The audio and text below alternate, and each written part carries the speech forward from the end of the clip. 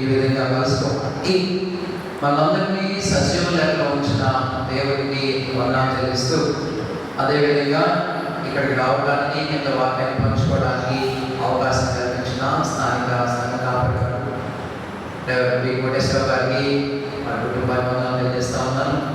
అలాగే ఇక్కడ నడిపినటువంటి మరి డెలిగేట్ దావీదు గారికి, వారి కుటుంబానికి, అలాగే మరి మా కొలీగ్ వినోద్ గారి కుటుంబానికి, కూడికి వచ్చిన సకల పరిశుద్ధులకు వందనాలు తెలియజేస్తా ఉన్నాను.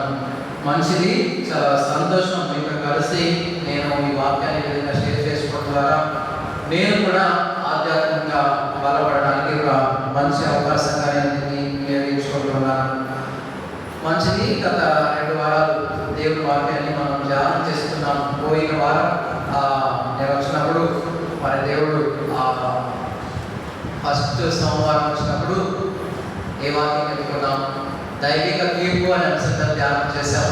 దేవుని పిల్లలకు తీర్పు గురించి, అవిశ్వాసం తీర్పు గురించి ధ్యానం చేశాం.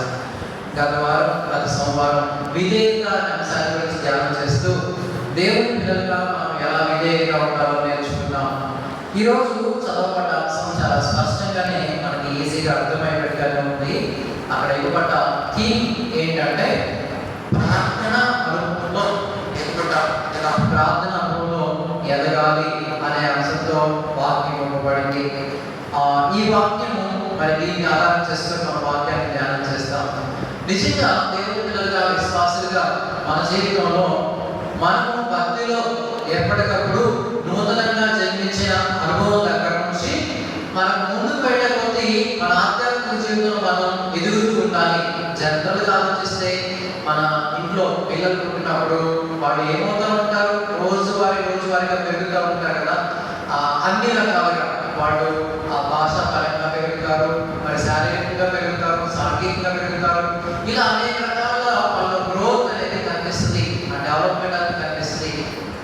మనము క్రీస్తులో నూతనంగా జన్మించాక మనలో కూడా ఆ గ్రోత్ డెవలప్మెంట్ కనిపించాలని దేవుడు కోరుకుంటున్నాడు.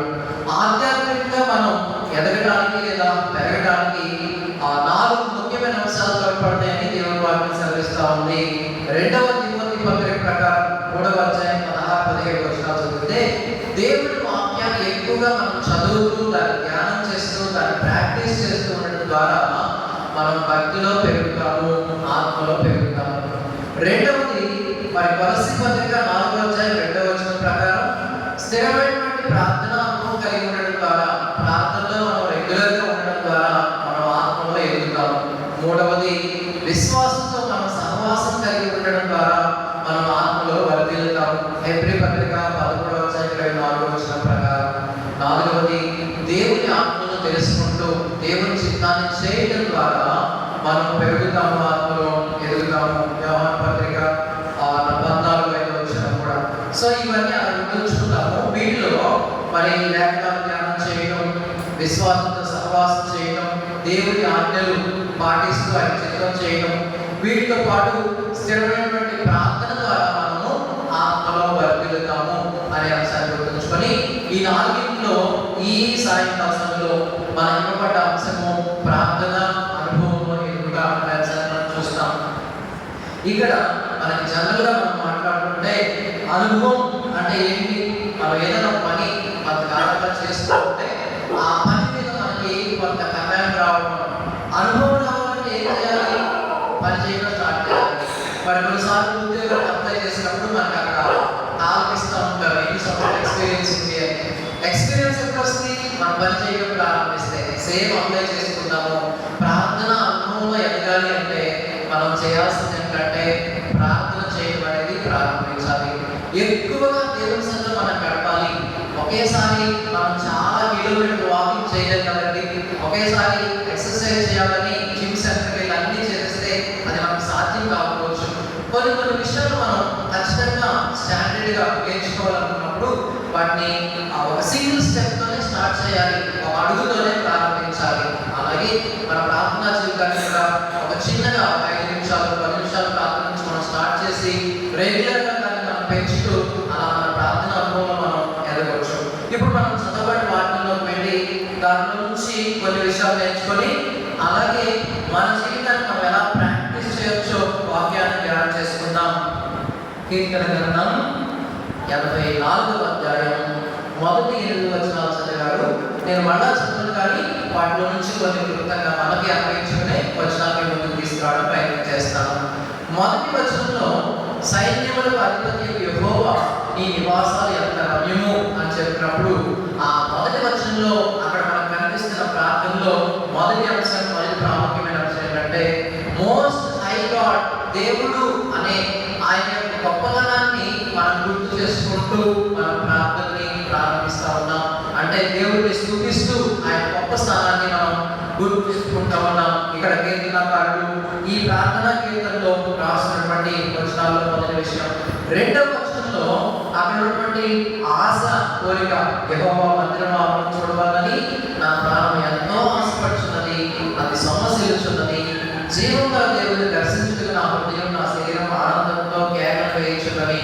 సో ఈ వచనంలో మనం ఏంటంటే మన హృదయంలో దేవుని పట్ల, దేవుని సన్నిధి పట్ల మనకున్నటువంటి ఆశ, ఆసక్తి అనేది కనిపిస్తుంది. మూడవ వచనంలో ఏం కనిపిస్తుంది అంటే సైన్యములకు అధిపతి యెహోవా నా రాజా, నా దేవా, నీ బలిపీఠం వద్దనే భిక్షుకులకు నివాసం దొరికెను, పిల్లలు పెట్టుటకు వారం కొరకు కూటి స్థలం దొరికెను. ఆలోచించండి, బలిపీఠం అంటే మనం ముందే చెప్పుకున్నాం, ఆ ఒక గొప్ప దేవుని ఆయన యొక్క సన్నిధి, ఆయన నివాసం రమ్యమైంది, ఆయన ఆవరణ ఎంతో గొప్పది. అలాంటి మందిరం దగ్గర, అలాంటి బలిపీఠం దగ్గర భిక్షుకులకు నివాసం దొరికెను, పిల్లలు పెట్టుటకు వారం కొరకు కూటి స్థలం దొరికెను. అంటే అత్యంత అల్పులైన మనకి అంత గొప్ప దేవుని సన్నిధిలో చేరి ఆయన కృపాసనం దగ్గర కూర్చుకొని అబ్బా తండ్రి అంటూ మనం ప్రార్థన చేసుకునే ఆ గొప్ప భాగ్యం దొరికింది అంటూ మనం ఆ కృపను జ్ఞాపకం చేసుకునే మూడవ వచనం. నాలుగవ వచనం మనం ఎంతగా ఆశీర్వదించబడ్డామో దాన్ని స్తుతిస్తూ నాలుగవ వచనం నీ మందిరంలో నివసించేవారు ధన్యులు, వారు నిత్యము స్తుతించుదురు. మరి ఇంతకన్నా గొప్ప భాగ్యం ఏముంటుంది? సృష్టికర్త దేవుడిని మనం తెలుసుకొని ఆయన పాదాల చెంత మనం ఉండటం, దేవుని స్తుతించడమే. ఇక ఐదవ వచనం ఇలాంటి దేవుని సన్నిధిలో గడుపుతున్న మనము దేవుడి ద్వారా బలం పొందుకొని మన విశ్వాస ప్రయాణాన్ని సాగిస్తాం. నీ వలన బలము మనుషులు ధన్యులు, యాత్ర చేయు మార్గములు వారికి అతి ప్రేమలు. మన బలం మనకు కాదు, మన బలహీనమే. మన బలహీనతలో దేవుడి యొక్క బలం మనల్ని పరిపూర్ణం చేసి మనల్ని నడిపిస్తుంది. అయితే మనము దేవుడి బలం ద్వారా మన విశ్వాస ప్రయాణాన్ని కొనసాగిస్తూ ఉన్నాము. మనము ధన్యులము, యాత్ర చేయు మార్గములు వారికి అతి ప్రేమలు. విశ్వాస ప్రయాణం మనం కొనసాగిస్తూ ఉన్నాం. ఆరవ వచనం వారు పాతాళములో పడివేయచ్చు, వారు పాతాళములో పడివేయచ్చు, దానికి జలమయముగా చేదురు, తలకై వాన దానికి తీరంలో కప్పును. ఇక్కడ మన విశ్వాస ప్రయాణం గురించి ముందు వచనం చెప్పుకున్నాము. అక్కడ ప్రారంభించిన విశ్వాస ప్రయాణము మరి లోయ లాంటి పరిస్థితుల్లోంచి వెళ్తున్నప్పటికీ మరి తలకై వర్షం తీరంలో కూడా మనం నింపబడతామంట.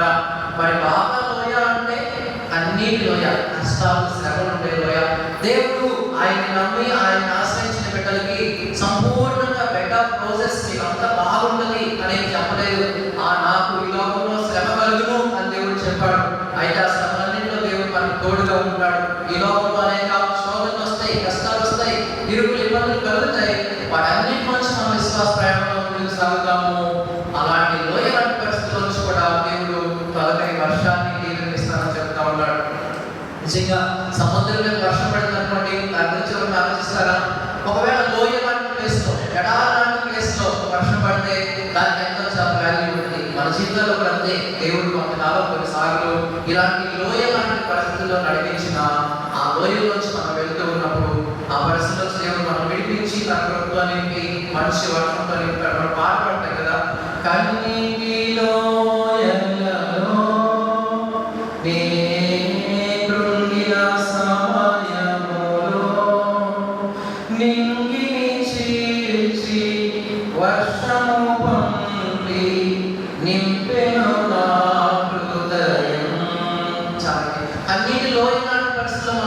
కూడా దేవుడు తన యొక్క నీటిని తెలిసి మనకు వర్షాన్ని ఇచ్చే దేవుడు. ఇక చివరిగా ఏడవ వచనం అనుదిన ఆహారం ఇచ్చే దేవుడు. వారు నానాటికి ఫలాలు పొందవచ్చు, ప్రయాణం చేయుడు, వారిలో ప్రతి వాడును సియోనులో దేవుడి సన్నిధిని కనబడను. ఈ విశ్వాస ప్రయాణం కొనసాగిస్తున్న మన జీవితాల్లో దేవుడి ద్వారా బలం పొందుకొని నానాటికి బలాలు తినొచ్చు ప్రయాణం చేస్తారు. మనం ప్రార్థనలు చేస్తుంటాం కదా, అనుదిన ఆహారం మాకు దయచేయండి అని. అలాగే ప్రతి వారము సియోనులో దేవుడి సన్నిధిని కనబడను. మనం చేస్తున్న ఈ భక్తి, మనం చేస్తున్న విశ్వాస ప్రయాణం అల్టిమేట్ గురి లక్ష్యం ఏమన్నా ఉంది అంటే మనం యుగ యుగాలు దేవుని సన్నిధిలో ఆయన రాజ్యంలో ఉంటాయి. ఆ విధంగా దేవుడు మనల్ని నడిపిస్తాడు. అలాగే ఈ సందర్భంలో మనం క్రొత్త నిబంధనలో కూడా మరొక విషయాన్ని మనం ధ్యానం చేస్తూ వచ్చాం. లూకా సువార్తలో 11వ అధ్యాయం ఒకసారి వచనాన్ని చదివి సాయం చేయండి. లూకా సువార్త 11వ అధ్యాయము 12, 13 వచనాలు.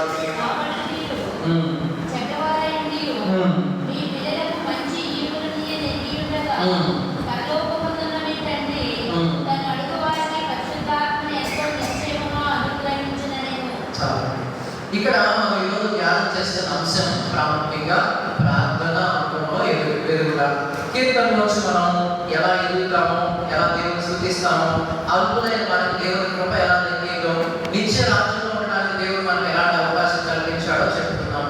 ఇక్కడ లూకా సువార్త 11వ అధ్యాయంలో మనం క్రొత్త నిబంధన వాక్యాన్ని ధ్యానం చేస్తున్నప్పుడు మరి యేసు ప్రభువు వారు వారి శిష్యులందరూ కూడా ఆ గ్యాదరింగ్ టైంలో 11వ వచనం చూడండి. ఆయన ఒక చోట ప్రార్థన చేయించుండెను. ప్రార్థన సాధించిన తర్వాత ఆయన శిష్యుల్లో ఒకడు వచ్చి, ప్రభువా, యోహాను శిష్యులు ప్రార్థన చేయనట్టు మాకు ప్రార్థన చేయలేము అని అడిగాను. మరి యేసు ప్రభువు వారు ప్రార్థన చేసుకునే అనుభవాన్ని మాదిరిగా కలిగి ఉన్నారు. మనం ఏ విషయాలైనా యేసు ప్రభువు వారి దగ్గర నుంచి మనం నేర్చుకోవచ్చు అనే విషయాన్ని మనం గతంలో కూడా నేర్చుకున్నాం. యేసు ప్రభువు వారి దగ్గర నుంచి ఒక మంచి ప్రార్థనా జీవితాన్ని మనం నేర్చుకోవచ్చు. యేసు ప్రభువు వారు ఆయన ఒక చోట ప్రార్థన చేస్తూ ఉన్నాడు. ఆయన చూసిన తర్వాత ఆయన శిష్యులైన వారు మేము కూడా ప్రార్థన చేయాలనుకుంటున్నాం అనే అనుభవానికి వచ్చారు. ఇది మనం అప్లై చేసుకోవాలి. మనం కూడా ఇక్కడికి ఆదర్శంగా ఉండాలి. యేసు ప్రభువు వారిని చూసి మనం ఏం నేర్చుకోవాలి? యేసు ప్రభువు వారు ఒక చోట ప్రార్థన చేశారు అంటే మనం ప్రార్థనా స్థలాన్ని కేటాయించుకొని, ప్రార్థనా సమయాన్ని కేటాయించుకొని మనం ప్రార్థన చేసే అనుభవం మనలో ఉండాలి. మనం ఎప్పుడైతే ఇలా ఆదర్శకరంగా ప్రార్థనా విధానంలో ఉంటామో మనల్ని చూసిన వారు కూడా అనేకులు ప్రార్థన చేయడం నేర్చుకోగలుగుతారు. ఆ సందర్భంలో మరి యేసు ప్రభువు వారికి పరలోక ప్రార్థన నేర్పించారు. దాని నుంచి కూడా క్లుప్తంగా కొన్ని విషయాలు ఏం చేసుకుందాం రండి. పరలోక ప్రార్థన చేస్తున్నప్పుడు స్టార్టింగ్ లైన్లో మనం ఇలా ప్రార్థన చేస్తాం, పరలోకమందున్న మా తండ్రి. ఇట్ ఈస్ ఏ అడ్రస్సింగ్ కింద ఎవరికి మనం ప్రార్థన చేయాలో మనకు తెలిసి ఉండాలి. మరి పరలోకంలో మన తండ్రి ఉన్నాడు, మన దేవుడు సృష్టికర్త, ఆయనకి మనం ప్రార్థన చేస్తూ ఉన్నాము అనే విషయాన్ని మనం గుర్తుంచుకుంటాం. అది ఒకటో విషయం పరలోక ప్రార్థనలో. ఇక రెండో విషయం, నీ నామం పరిశుద్ధపరచబడును గాక అంటూ మనం ఆ సెంటెన్సెస్ కొనసాగిస్తాం కదా. అంటే దేవుని యొక్క నామాన్ని హెచ్చిస్తూ ఉన్నాము. ఆ తర్వాత నీ యొక్క చిత్తం జరుగును గాక అంటూ ఉన్నాము.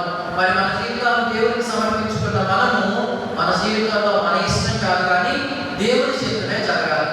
దేవుని చిత్తానుసారంగా కొన్నిసార్లు మనకి కష్టాలు కూడా ఉండొచ్చు, మనకి ఇష్టం లేకుండా కూడా ఉండొచ్చు. అయినా కూడా దేవుని చిత్తాన్ని ఒప్పుకోవాలి. దేవునిలో మనం నిలిచి ఉంటే, ఆయన చిత్తాన్ని మనం కోరుకుంటే మనకు మంచిది. యేసు ప్రభువు కూడా ఈ లోకంలో మానవతారం ఉన్నప్పుడు ఆయన ప్రార్థన చేశాడు కదా ఇష్టమైన తోటలో.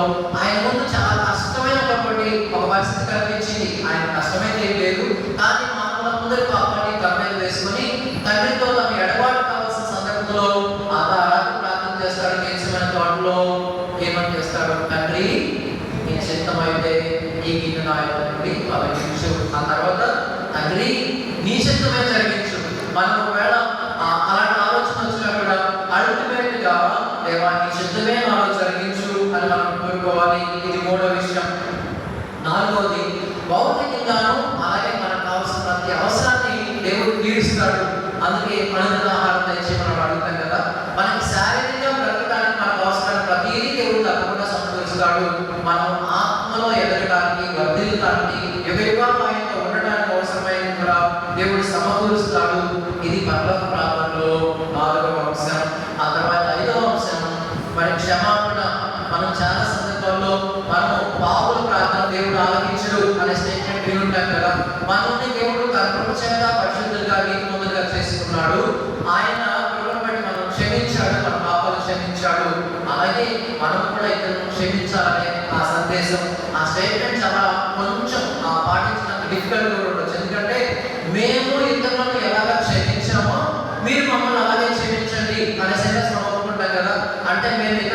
క్షమిస్తేనే మీరు క్షమించండి అని ఉంటుంది. సో అది మనల్ని సరి చేసుకోవడానికి చాలా ఉపయోగపడే అంశము.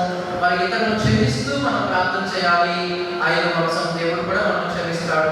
6వ విషయం ఏంటంటే మరి శోధన నుంచి, కీడు నుంచి తప్పించమని ప్రార్థన చేయాలి. ఇందాక కీర్తనలో మాట చదువుకున్నాం. 9వ కీర్తనలో ఎంతో మంది దుష్టులు ఈ లోకంలో, అపవాది మనల్ని పడేయడానికి, మన భక్తిని పాడు చేయడానికి ఎన్నో కుట్రలు పడుతూ ఉన్నాడు. మనం వాటి నుంచి తప్పించబడాలని ప్రార్థన చేయాలి. శోధన నుంచి తప్పించమని ప్రార్థన చేయాలి.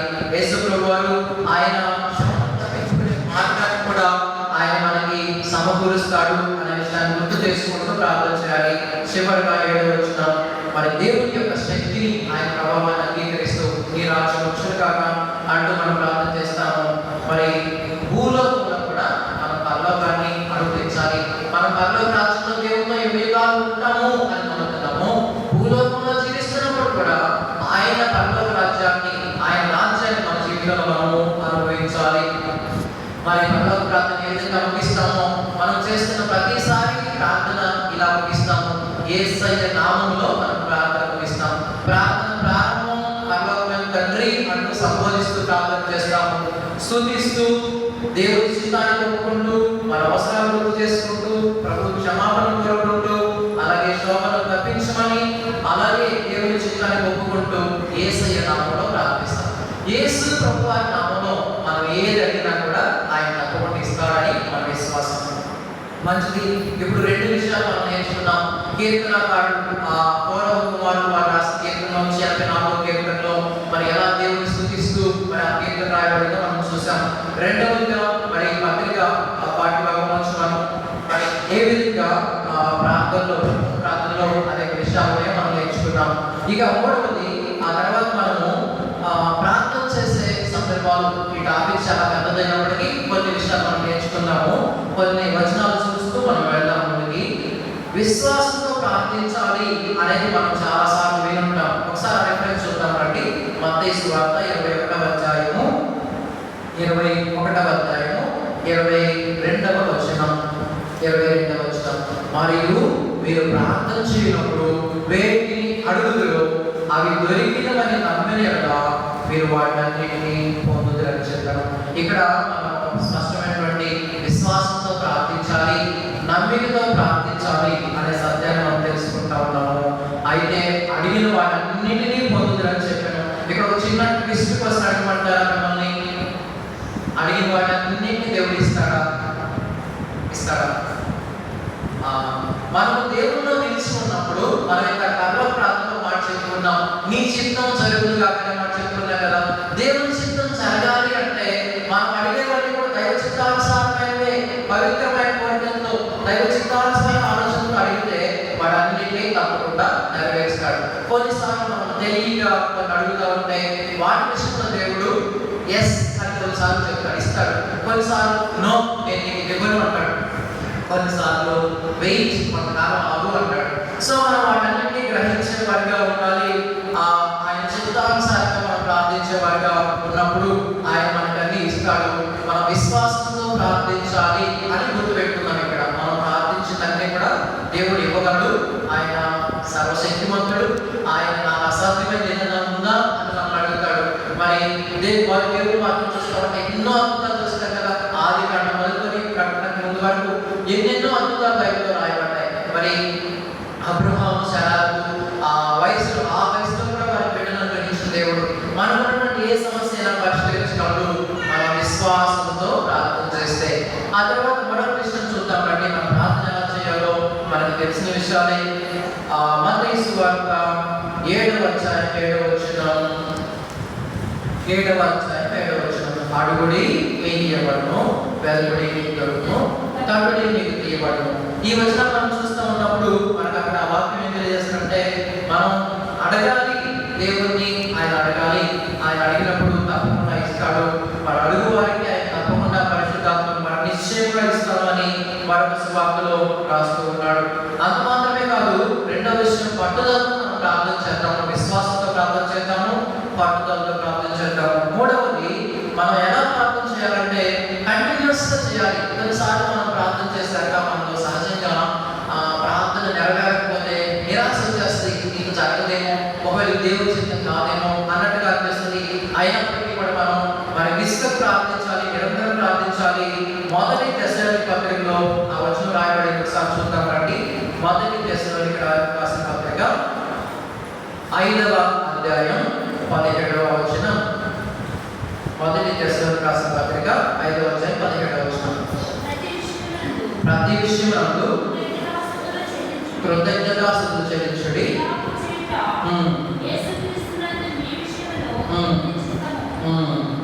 మనము మరి ఈ విధంగా దేవుని చిత్తానుసారంగా మనం ప్రార్థన చేస్తూ ప్రతి భారాన్ని ఆయన మీద వేసి మనం నిత్యం ప్రార్థించే వారిగా ఉండాలి. అలాగే మనము ఈ విధంగా ప్రార్థన గురించి మనం నేర్చుకున్నాము. ఇప్పుడు నేను జస్ట్ మన హిస్టరీలో నుంచి కొంతమంది వ్యక్తులు మేము ఉంచుతాను.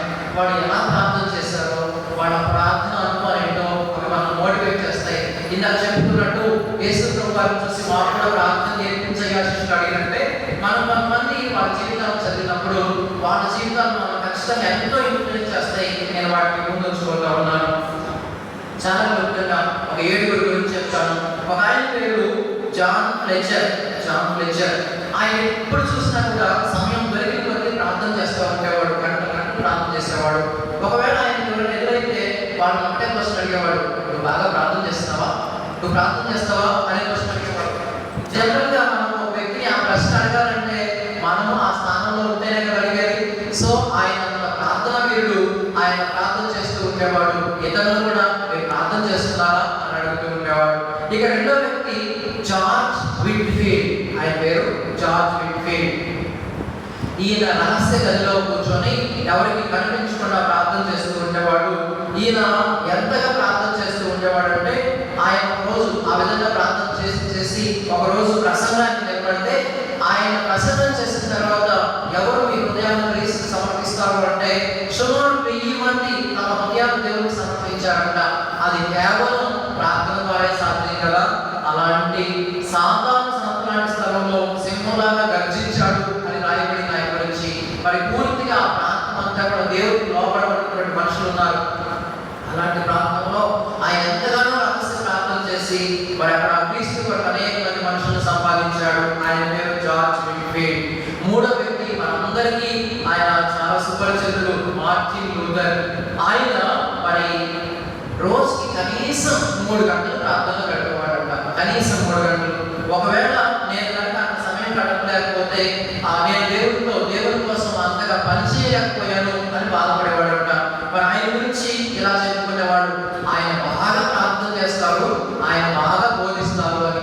నిజంగా మరి ఎక్కువగా మనం ప్రార్థనలో ఉన్నప్పుడు అలాగే మన బోధన కూడా ఎక్కువ ప్రభావితంగా ఉంటాయి అనే సందేశాన్ని మార్టిన్ లూథర్ గారి గురించి మనం నేర్చుకోవచ్చు. 4వ వ్యక్తి జాన్ వెల్స్. ఆయన పేరు జాన్ వెల్స్. ఆయన ఎప్పుడు కూడా స్కాట్లాండ్ దేశంలో మరి కన్నీటితో ప్రార్థన చేస్తూ ఉండేవాడంట. ఆయన ప్రార్థన చేస్తూ, దేవా స్కాట్లాండ్ దేశాన్ని నీ కొరకు సంపాదించడానికి నాకు ఇవ్వు, లేకపోతే నన్ను తీసేసుకో అని ఏడ్చి ప్రార్థన చేసేవాడంట. ఆయన మరి తన సంఘంలో 3000 మంది ఉన్నారంట. వాళ్ళందరి కోసం ప్రార్థన చేస్తూ ఉండేవాడంట. వాళ్ళ ఇంట్లో వాళ్ళు ఏంటి ఇంతసేపు ప్రార్థన చేస్తున్నామంటే మన సంఘంలో 3000 మంది దేవుడు నాకు అప్పగించాడు. ఈ 3000 మంది నుంచి నేను దేవుడి దగ్గరికి లెక్క చెప్పుకోవాలి, నేను అందుకోసం నేను అంత ప్రార్థన చేస్తున్నానని చెప్పేవాడంట. సో ఆ విధంగా జాన్ వెల్స్ ప్రార్థనాపరుడుగా మన ముందున్నాడు. ఇక 5వ వ్యక్తి డేవిడ్ బ్రెయినార్డ్. ఈయన ప్రార్థనా జీవితం చూసినాక ఆయన ప్రార్థనా జీవితం గురించి రాయబడ్డ బుక్ చదివాక దాన్ని ఇన్ఫ్లుయెన్స్ అయిపోయి 2 వ్యక్తులు మిషనరీలు అయిపోయారు. ఆ ఇద్దరిలో ఒక ఆయన మనకు బాగా తెలుసు. మన చేతుల్లో ఈ రోజు భారతదేశంలో ప్రత్యేకించి తెలుగు బైబిల్ లేదా చాలా బైబిల్స్ అందుబాటులో ఉన్నాయంటే ఆయనే కారకుడు. ఆయన పేరు విలియం కేరీ. అలాగే హెన్రీ మార్టిన్. వీళ్ళు ఈ విధంగా మిషనరీగా రావడానికి వాళ్ళని ప్రేరేపించినటువంటి డేవిడ్ బ్రెయినార్డ్ ప్రార్థనాపరుడు. ఆయన జీవితం ఎంతగానో ప్రభావితం చేసింది. 6వ వ్యక్తి జార్జ్ ముల్లర్. ఈయన గురించి తెలుసు. చాలా మంది అనాథలకు మరి అనాథ శరణాలయాలు అలాగే చిన్న పిల్లలకు హాస్టల్స్ నిర్మించి ఎవరి దగ్గర ₹1 అడగకుండా ఆ హాస్టల్స్ ని మెయింటైన్ చేసేవాడంట. ఒకవేళ ఒక రోజు కనుక హాస్టల్లో ఫుడ్ లేకపోతే ఆయన వెళ్ళి మోకరించి మీరందరూ ప్లేట్తో రెడీగా ఉండండి, దేవుడికి ఆహారం ఇస్తారని చెప్పేవాడంట. అంతటి విశ్వాసంతో ప్రార్థించిన వ్యక్తి జార్జ్ ముల్లర్. ఆయన 42 దేశాలకు సేవ చేయగలిగాడు.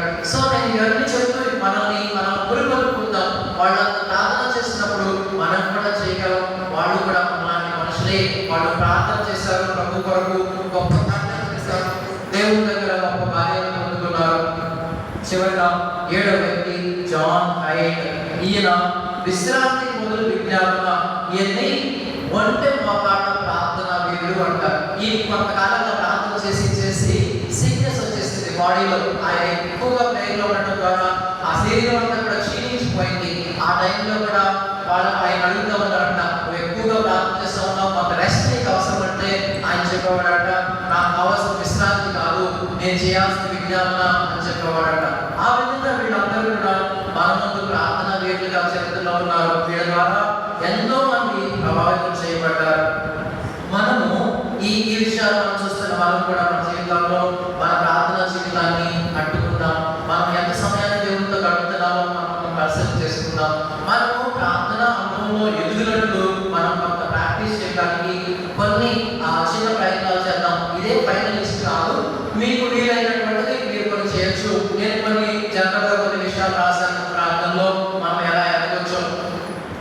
మనము ప్రార్థన చేయాల్సిన అంశాలు మన దగ్గర లిస్ట్ ఉందనుకోండి, అది లిస్ట్ తయారు చేసుకుని ప్రార్థన చేస్తా ఉంటే కొంచెం మనకి ప్రార్థన చేయడం ఈజీగా ఉంటుంది. కొంతకాలానికి మనం చేస్తున్న లిస్ట్ అర్థమవుతుంది, మనకు గుర్తుంటుంది కూడా.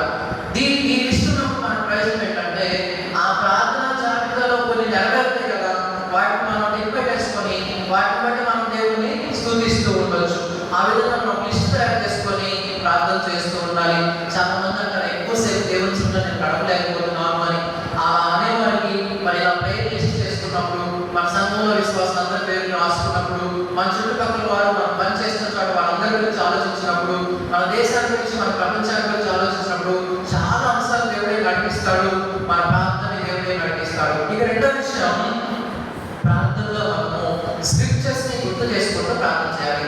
మనం ప్రార్థన చేసేటప్పుడు దేవుని యొక్క వాగ్దానాన్ని గుర్తు చేస్తూ ఎత్తి పట్టుకొని ప్రార్థన చేయాలి. జార్జ్ ముల్లర్ ప్రార్థన చేసేటప్పుడు ఎక్కువ ఆయన వాక్యాన్ని, ఆ కంఠస్థం చేసిన వాక్యాన్ని గుర్తు చేసుకుంటూ దేవుని దగ్గర ప్రార్థన చేసేవాడంట. మనం కూడా కొన్నిసార్లు దేవుడి నుంచి వాగ్దానాలు ఉన్నాయి కదా, దేవా అడుగుడి ఇస్తానని చెప్పావు కదా, అడుగు వారిని పరిశుద్ధాత్మ నిశ్చయిస్తానని చెప్పావు కదా, సో నేను ప్రార్థన చేస్తున్నా. మనం దేవుని యొక్క వాగ్దానాన్ని పట్టుకొని దేవుని యొక్క వాక్యాలను పట్టుకొని మనం ప్రార్థన చేయొచ్చు. ఇది రెండవ విషయం. ఒకటోది మనం జాగ్రత్త తయారు చేసుకుని ప్రార్థన చేద్దాం. రెండవది మన వాక్యాలతో ఎత్తి పట్టుకుని ప్రార్థన చేద్దాం. దేవుడు కొన్ని బ్లెస్సింగ్స్ ఇచ్చాడు కదా వాగ్దానం. సామెతలు మనం చదువుతూ ఉంటే నీతిమంతుల కొరకు ఆశీర్వాదాలు ఎన్నో ఉన్నాయి, అవన్నీ మనం పొందుకోవాలి అంటే అవన్నీ మనకు కావాలంటే మనం ప్రార్థన చేస్తే ప్రార్థన ద్వారా వాటిని పొందుకుంటాం. మరి చిన్న ఎగ్జాంపుల్ అని చెప్పనివ్వండి, ఇక్కడ మనకు అర్థం కావడానికి. ఒకసారి పైన షిప్ లో ప్రయాణం చేస్తూ ఉన్నారంట. అందరూ లంచ్ చేసేదాన్ని, లంచ్ బ్రేక్ఫాస్ట్ అందరికి చక్కగా తింటా ఉన్నారు. ఒక ఆయన మాత్రం వాటితో పాటు వెళ్ళి కూర్చోట్లా, ఈయన ఒంటరిగా కూర్చొని బ్యాగ్లో ఏదో బిస్కెట్లు ఇలాంటివి తింటా ఉన్నాడంట. అక్కడ ఒక ఆయన అబ్జర్వ్ చేసి ఆయన పిలిచి, బ్రదర్ మీరు లంచ్కి రావట్లేదు, బ్రేక్ఫాస్ట్కి రావట్లేదు, నైట్ సఫర్ జరుగుతున్నాయి, మీరు రావట్లేదు ఏంటి అని అడిగితే, నా దగ్గర డబ్బులు లేవు బ్రదర్ అని చెప్పండి. సో వెంటనే ఆయన చెప్పిన సమాధానం ఏంటంటే, నువ్వు వాటర్ టికెట్ ఎప్పుడైతే కొనుక్కున్నావో ఆ టికెట్లోనే నీకు అన్ని ఇంక్లూడ్ అయిపోయింది. నువ్వు ఈ షిప్ ఎక్కినప్పుడు నీకు బ్రేక్ఫాస్ట్, లంచ్ అన్ని వీళ్ళే సప్లై చేస్తారు, నువ్వు వచ్చి కూర్చోవడం చేయాల్సిన పని. సో దీన్ని మనం ఎలా అన్వయించుకుందాం? ఒకసారి మనం రక్షించబడి దేవుని బిడ్డలుగా పిలువబడ్డాక ఆయన మనకు కావాల్సినవన్నీ మనకు సిద్ధంగా ఉన్నాడు. మనం ఇంకా దేవుని ఆశీర్వాదాలు పొందుకోలేకపోవడానికి కారణం ఏంటంటే మనకు తెలియక, దేవుని ఆశీర్వాదాలు ఏంటో మనకు తెలియక, ఆయన అడగడం తెలియక, ఆయన దగ్గర వెళ్ళే విధానం తెలియక మనం అనేక ఆశీర్వాదాలు మనం మిస్ అయ్యేవాడుగా ఉన్నాం. ఆ విధంగా కాకుండా మరి దేవుని అడిగి అన్ని పొందుకోవచ్చు. మూడవది, మనం కొన్నిసార్లు ఎలా ప్రార్థించాలని ఆలోచన చేస్తూ ఉంటాం కదా, మరి పరిస్థితిని బట్టి, అవసరాన్ని బట్టి ఎలా చేస్తారంటాడు. అల్టిమేట్ గా దేవుడు మన హృదయాన్ని చూస్తాడు, మనం ప్రార్థిస్తున్న హృదయాన్ని చూస్తాడు. ఆయన దగ్గరగా ఉందనుకోండి మన ప్రార్థన వింటాడు. మనం కొన్నిసార్లు మరి నిలబడి ప్రార్థన చేస్తాం అవసరాన్ని బట్టి, కొన్నిసార్లు మోకాళ్ళకి ప్రార్థన చేస్తాం, మరి కొన్నిసార్లు తన మోకరించి శాస్త్రంగా ప్రార్థన చేస్తాం. రకరకాల పోస్టర్స్ మనం ప్రార్థన చేయొచ్చు. మరి శరీర బలహీనతను బట్టి మరో రకంగా కూడా ప్రార్థన చేయొచ్చు. మొదటి తిమోతి పత్రిక 2:8లో ఉన్న శ్రేష్టమైన విధానం ఏంటంటే, మోస్ట్లీ